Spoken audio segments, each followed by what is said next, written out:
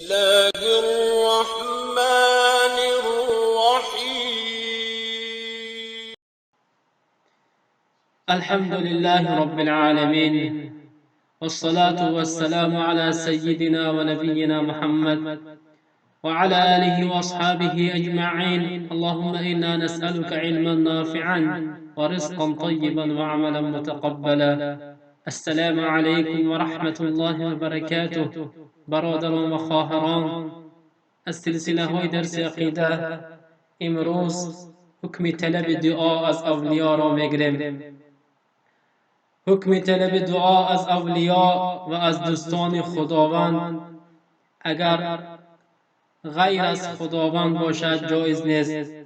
غیر از خداوند از کسی دیگر طلب دعا کردن شرک است و اجرا کننده این عمل به دوزخ داخل خواهد شد.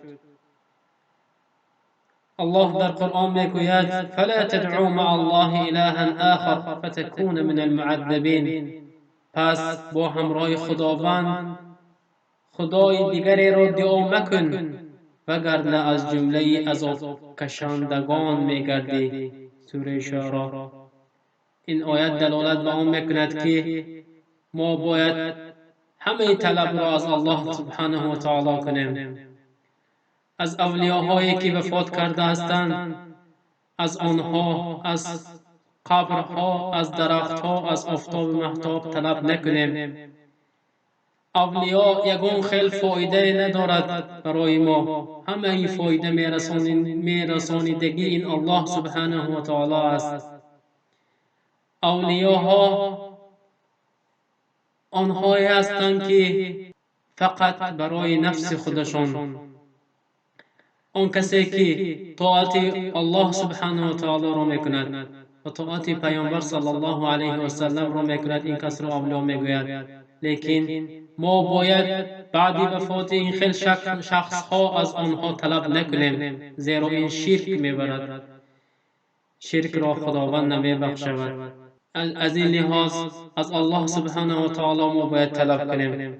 پیامبر صلی الله علیه و سلم میگویند من مات و هو یدعو من دون الله ندا دخل النار. هر کی بمیرد در حالی که به غیر الله خدای دیگر را دعا میکند داخل دوزخ میشود. روایت بخاری. اما بدانید که از زنده حاضر و قادر باشد طلب دعا کردن جایز است. ما اینجا اولیاء گفته کسانی که وفات کرده هستند اینها را در نظر داریم، اما از زنده هایی که در نزد ما هستند، حاضر هستند، قادر هستند، یاری طلبیدن جایز است. بله، اگر زنده هایی که با آن قدرت و توانا داشته باشند جایز است. خداوند میگوید و تعاونوا علی البر والتقوى ولا تعاونوا علی الاثم والعدوان. سوره مائده. و هم دیگر را بر نیککاری و پرهیزکاری یاری دهید و هم دیگر را بر گناه و تجاوز یاری ندهید. ما که حاضر و قادر هستیم به دیگران دعا کردن می توانیم، جایز است. یا که ما طلب کنیم از دیگرها، از دیگر زنده و قادر توانا که برادرم مرا دعا کن گفته طلب کنیم، جایز است. پیامبر صلی الله علیه و سلم میگویند والله فی عون العبد ما دام العبد فی عون اخیه. خداوند در یاری و کمک بنده است مادامی که بنده در یاری و کمک برادری مسلمان خود باشد. روایت مسلم. از این حدیث دلیل می شود که ما اگر زنده باشیم، قادر توانا باشیم، مانند آن کسانی که وفات کرده هستند، این خیلی نه، بلکه ما زنده هستیم، جایز است که طلب دعا کنیم.